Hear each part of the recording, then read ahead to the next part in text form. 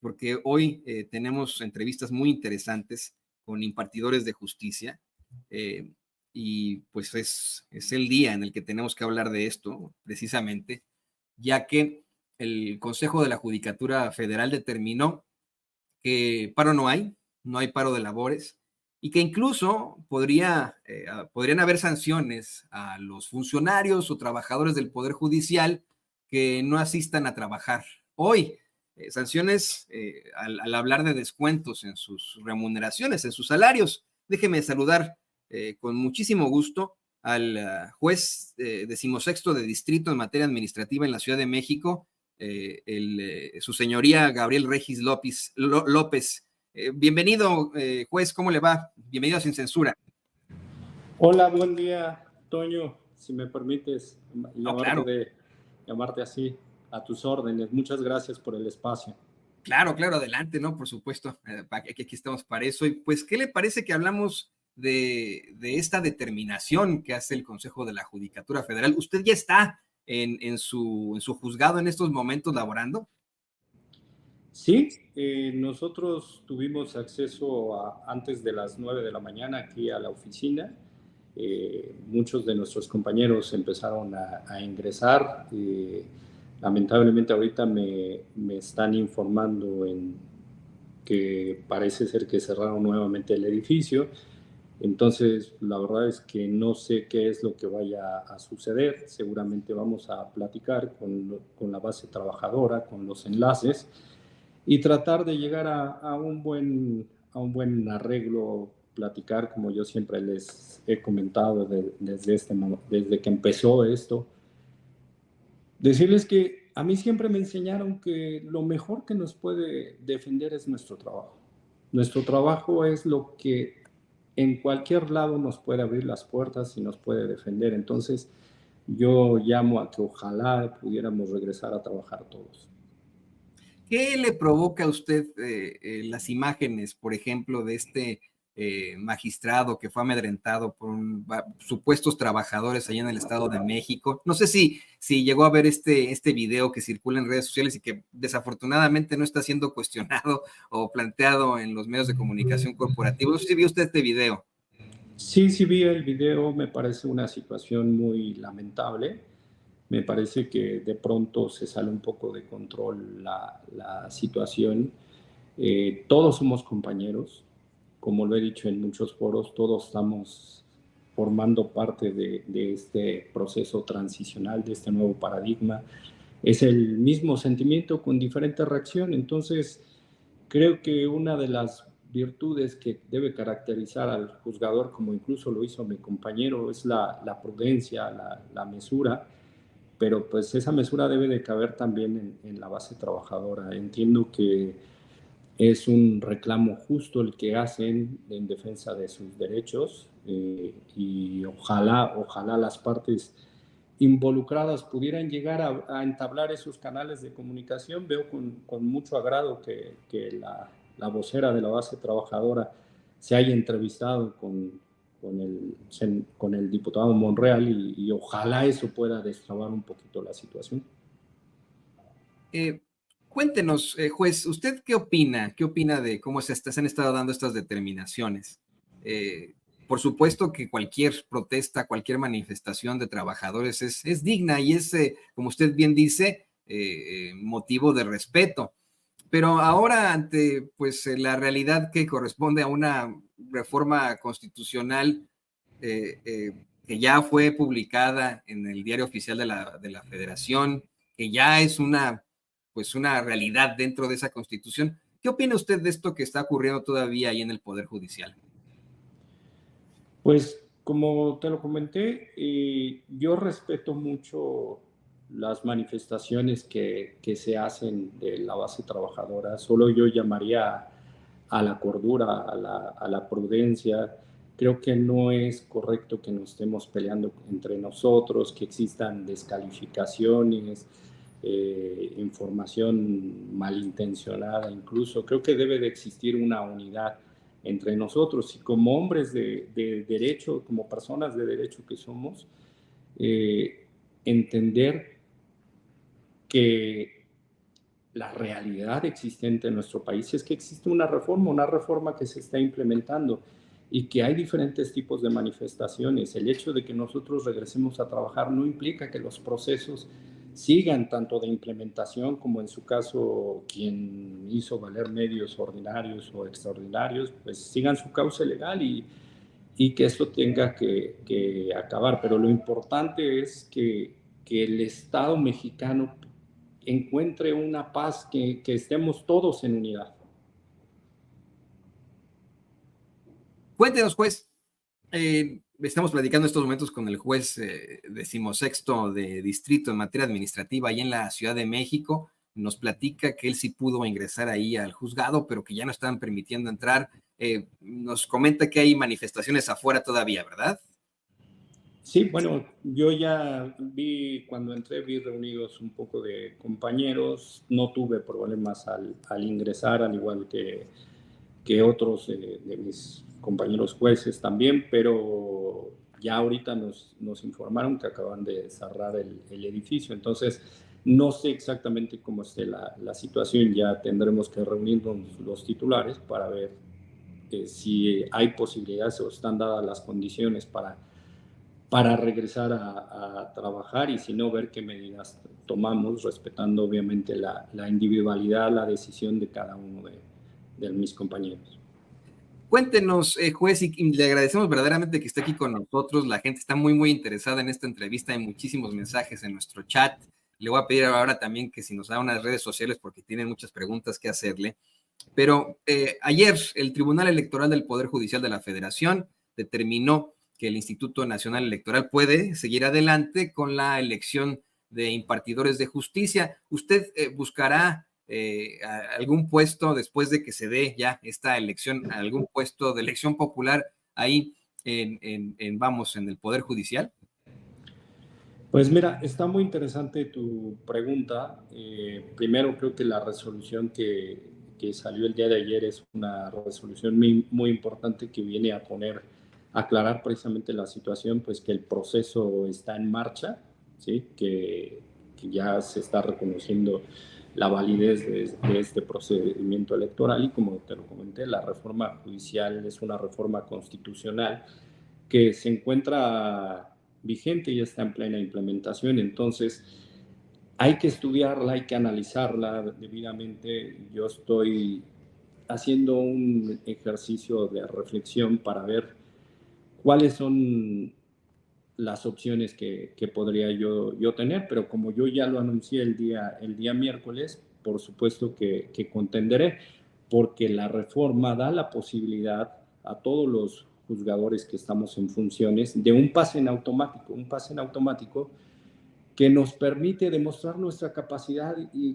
demostrar que podemos seguir sirviendo a México, que el Poder Judicial está formado por gente profesional, por gente valiosa, que sería en verdad una pena que toda esta experiencia acumulada a lo largo de años pues no sea aprovechada, ¿no? Y yo creo que eso también lo puede conocer la sociedad y favorecer a muchos de los compañeros juzgadores que han dejado su vida aquí en estas oficinas.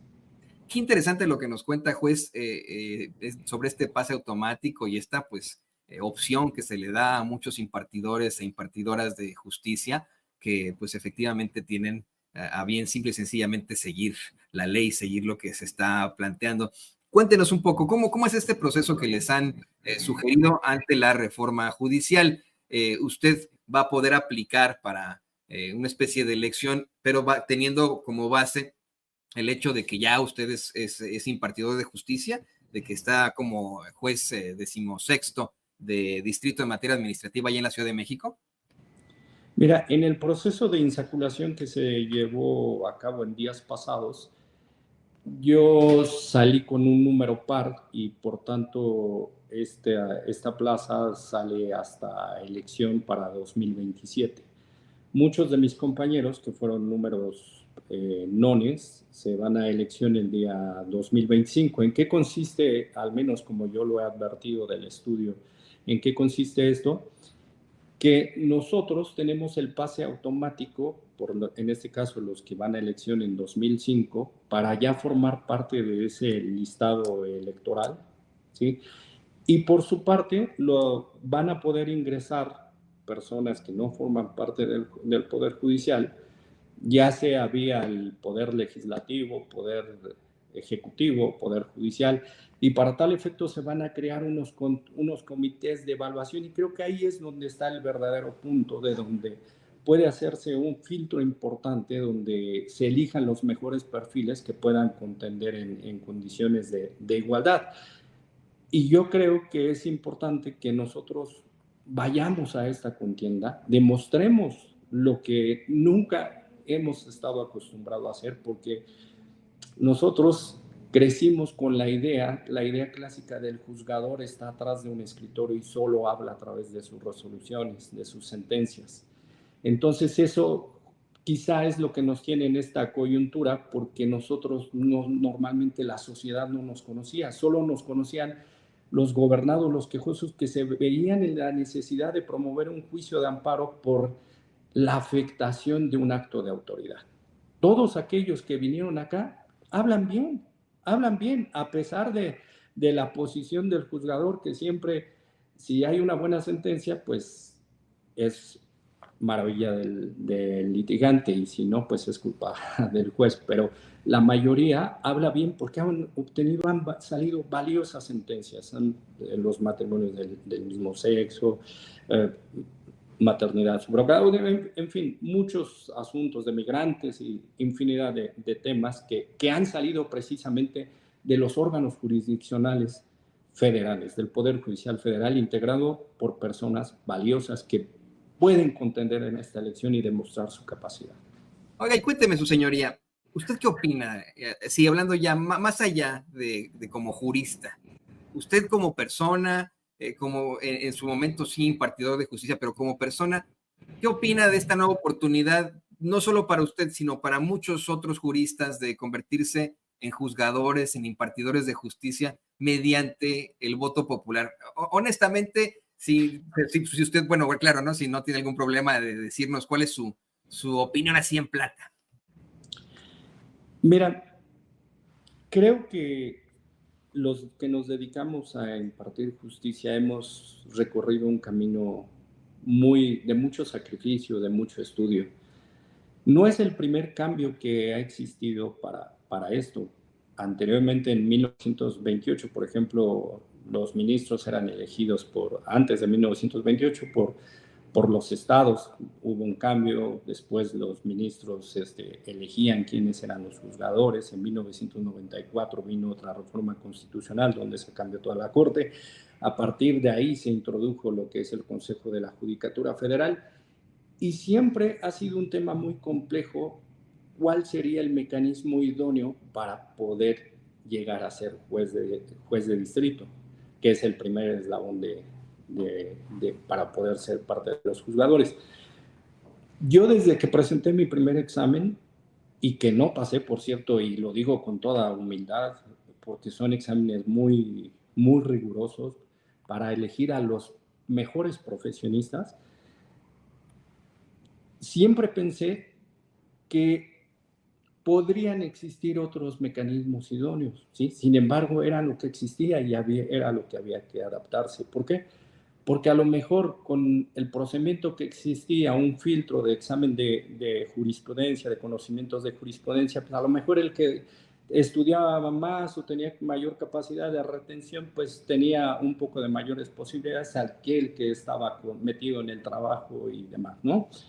Después, si pasabas ese primer filtro, pues ya estaba el proyecto y después un examen oral ante un sínodo perfectamente de profesionistas para sacar los mejores perfiles. Por eso no tengo duda de que mis compañeros jueces y magistrados que han llegado les ha costado en verdad mucho para llegar acá, y son gente profesionista y honorable. Pero como te decía, desde este primer examen yo pensé que a lo mejor no han llegado todos los que deberían de llegar, y algunos que llegaron, pues quizá no deberíamos de haber llegado, y lo digo sinceramente con toda honestidad.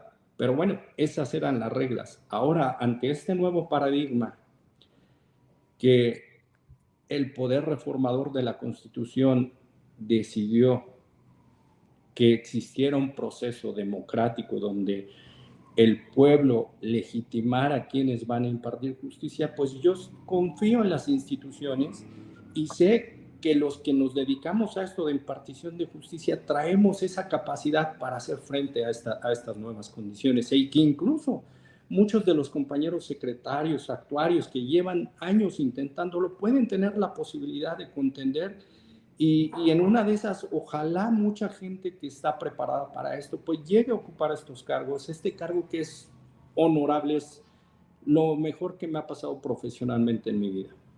Y a mí me causa tranquilidad que usted, que pues tuvo esa carrera judicial, ahora busque también pues retomarla, busque tener ese pase automático y ser elegido por el pueblo para continuar ahí después de haber realizado su carrera judicial, en lugar de decir, no sé, que ya me voy de esto, continuar en este tipo de circunstancias. Juez, permítame dar la bienvenida a Vicente Serrano a esta mesa que está muy, muy interesante, que la gente está haciendo muchas preguntas. Vicente Serrano, saludo con muchísimo gusto. Estamos en estos momentos con el juez 16º de distrito en materia administrativa en la Ciudad de México, Gabriel Regis López. Vicente, te escuchamos. Te saludo con mucho gusto, Toño, y saludo con mucho gusto a las miles de personas que están conectadas para informarse como los chayoteros no se atreven, no les interesa, no les conviene porque no van a morder la mano que les da de tragar. Saludo con mucho gusto al juez Gabriel Regis López. Gabriel, déjeme preguntarle con toda la honestidad, ¿quién cree que está detrás de estos compañeros de ustedes que les están impidiendo acatar lo que ha decidido anoche el Consejo de la Judicatura Federal? ¿Es la ministra Norma Piña? ¿Qué intereses hay? Y gracias, por cierto, por su labor y por su honestidad para hablar en este espacio. Buen día, Vicente. Muchas gracias por el espacio. Mira, es una pregunta muy interesante. Yo no me atrevería a decir que hay alguien atrás de este movimiento incitando.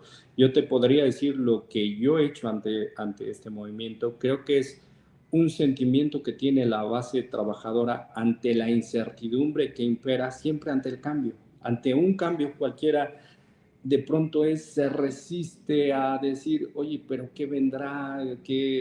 ¿Cuáles serán las nuevas condiciones? ¿Se perderá la carrera judicial? Todo por lo que he luchado en mi vida profesional, se vino abajo. Yo creo que eso es más que nada lo que nos tiene en esta coyuntura, y la base trabajadora obviamente también defendiendo prestaciones. Se cree que hay rumores de que vienen descuentos. Incluso yo, cuando me entrevisté en el Congreso, fue algo de lo que yo exterioricé, que era una de las preocupaciones de la base trabajadora, que se respetaran sus derechos. Creo que en toda situación nosotros es a lo que nos dedicamos, a defender los derechos humanos, y el derecho humano a tener un salario íntegro y correcto creo que es muy defendible. Entonces, más que nada es ese sentimiento el que pienso que está atrás de la base trabajadora, es lo que los motiva, es lo que yo en algunas marchas he acompañado a mis compañeros. Entonces, creo que esto es lo que motiva precisamente esto, pero ya es tiempo, me parece, de llegar a una unión, y como lo hacía antes, lo mejor que podemos hacer, nuestra mejor defensa es nuestro trabajo, ¿sí? Entonces no hay que abdicar a nuestra vocación de seguir impartiendo justicia, porque el servicio público de justicia no puede quedar paralizado bajo ninguna condición. Pero usted está de acuerdo con esta decisión, esta resolución del Consejo de la Judicatura Federal, incluso que se les vaya a descontar a los que no regresen a trabajar, ¿no? Hay que decirlo, la gente está muy molesta porque hay un paro y en paro siguen recibiendo sus salarios. Justo es una pregunta muy, muy interesante, y estás tocando un punto muy interesante, porque Es lo que yo he comentado mucho con mis compañeros con los que colaboro aquí en el órgano jurisdiccional a mi cargo. O sea, atrás de los expedientes no solo es un papel, sino hay una persona, hay quizá la libertad, la salud, el patrimonio, un fin de derechos que pueden estar en juego. Entonces, creo que eso no puede estar paralizado y si bien cabe aclarar en este momento, que nosotros, a pesar del paro, sí hemos estado dando continuidad a los asuntos urgentes. Sin embargo, los asuntos urgentes solo es a lo mucho un 20-25% quizá de Pero todo juez, perdón por interrumpirlo, pero ahí es donde también está el meollo del asunto, mucha molestia de la gente de a pie, ¿no? ¿Cuáles son los casos urgentes? ¿Por qué seguimos atenidos a que alguien decida qué es urgente o qué no es urgente cuando tenemos personas en la cárcel que tienen más de una década esperando a ser declarados culpables o inocentes por este poder judicial del que usted forma parte? No lo estoy responsabilizando a usted, sino lo estoy incluyendo. Ese es el problema, ¿no? Dicen, a ver, están en paro, bueno, tienen su derecho a manifestarse y a protestar, pero ¿y por qué les vamos a seguir pagando si están en paro cuando hay un paro normal? Pues no hay no existen tales concesiones. Mira, el artículo 15 de la Ley de Amparo establece, el propio legislador nos dice cuáles son esos asuntos urgentes que justo las personas menos favorecidas, como es derecho a la salud, ataques a la libertad fuera de procedimiento y una serie de asuntos, incluso el Consejo metió una cláusula diciendo aquellos asuntos que no puedan esperar el dictado de una suspensión, son todos aquellos asuntos a los que sí les hemos estado dando trámite. Si hay alguna persona que no le están dando el servicio médico, esas demandas están llegando y todos nosotros las estamos atendiendo por guardia o incluso en seguimiento a los asuntos que ya teníamos. Y sí entiendo que esto puede generar molestias y es lo que nosotros hemos platicado. Oigan, piensen también en los demás, piensen también en los quejosos que están esperando una sentencia, una resolución, una suspensión. Esto no puede prolongarse más, por eso yo hago un llamado a todos los que integramos el Poder Judicial para que en unión podamos seguir demostrando nuestra vocación de servicio y seguir impartiendo justicia, lo que no implica abandonar nuestros principios y no seguir luchando por los derechos que consideren que están siendo afectados. Quien así lo considere, claro está. Claro.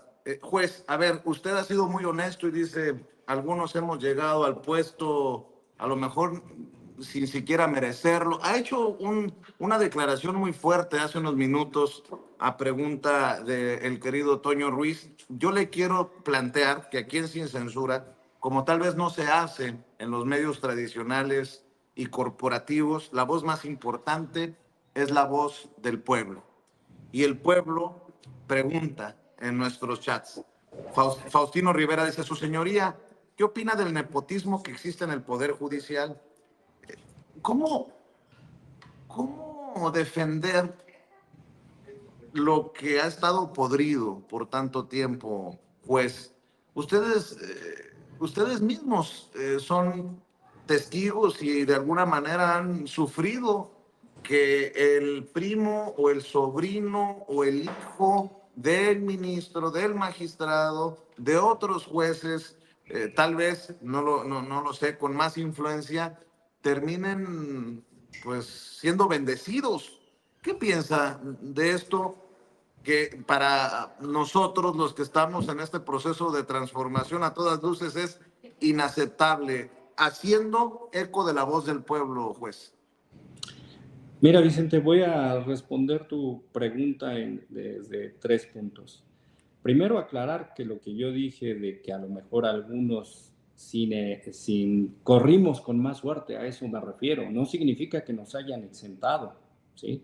Yo a lo que me refería es que hay muchos de mis compañeros que son secretarios, que son actuarios, que tienen una capacidad impresionante porque han estado aquí, pero no han tenido la suerte de poder pasar el examen. ¿Por qué? Porque a lo mejor pues tuvieron más trabajo, porque a lo mejor se le olvidó estudiar una jurisprudencia, porque su capacidad de memoria no es la suficiente, alguien estudió más.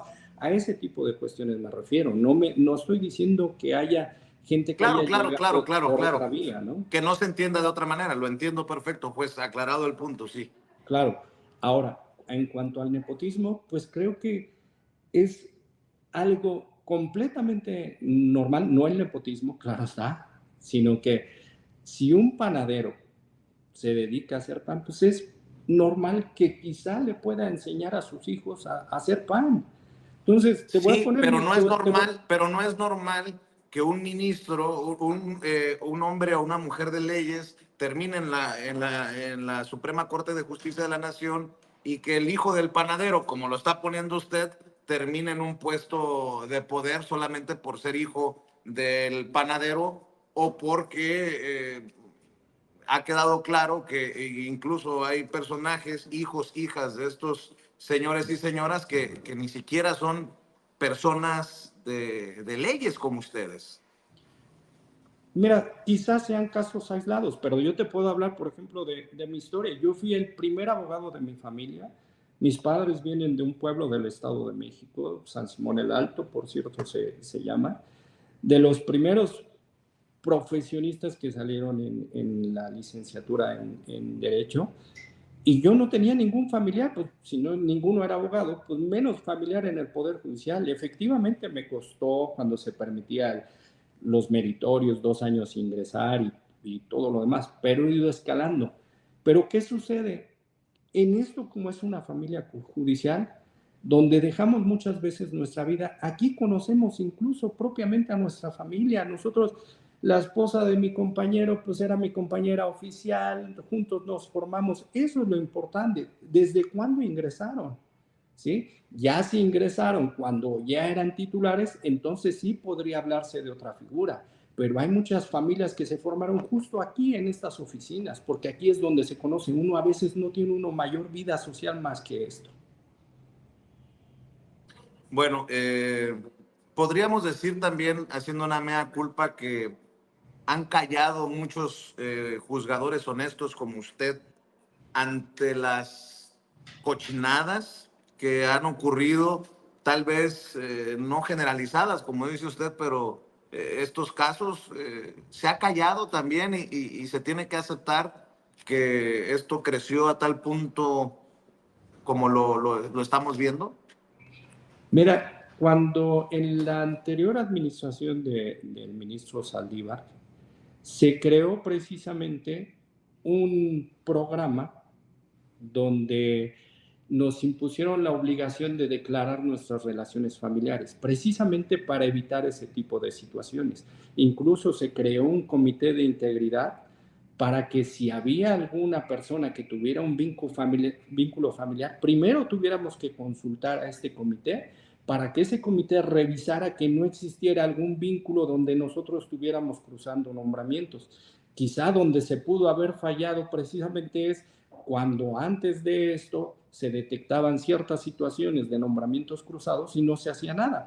Ahí fue donde pudo haber venido la falla, pero actualmente esto desde la administración del señor ministro Arturo Saldívar se implementó y aún sigue vigente y se sigue observando al pie de la letra. Con razón le tienen tanta, permítame la expresión, tanta tirria a Arturo Saldívar, entre otras cosas, ¿no? Por las exhibidas que ha dado el ministro en retiro, Arturo Saldívar, a quien le mandamos todo nuestro respeto y un saludo. Para cerrar, pues, no le quiero tomar mucho tiempo más de lo que ya nos ha regalado para la audiencia de Sin Censura. ¿Qué le dice a la gente? Creo que pocos, y los hemos reconocido aquí en Sin Censura, pocos como usted, que abiertamente habla de estas situaciones, que con toda honestidad se expresa. ¿Qué le dice a la gente que está pues hasta el gorro, hasta la madre de esta situación de pues de negarse a acatar la Constitución ya, porque ya está en la Constitución?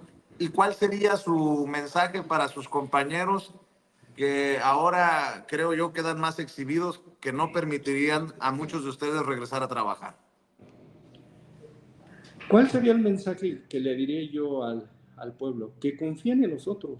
Nosotros somos gente que venimos en la mayoría desde abajo, que hemos estudiado incluso en escuelas públicas, que nos ha costado muchísimo llegar hasta donde estamos, que nadie nos ha regalado nada, ¿sí? En mi caso me costó 20 años o casi 20 años poder llegar a ser juez de distrito con un sacrificio constante, y es la misma historia que se replica con cada uno de mis compañeros, diferentes historias, cuánto han dejado aquí a costa a veces de la propia familia. Entonces, confíen en nosotros, en verdad que somos gente que está preparada y lista para seguir sirviendo a México. A mis compañeros, ¿qué les diría? Tanto titulares como base trabajadora.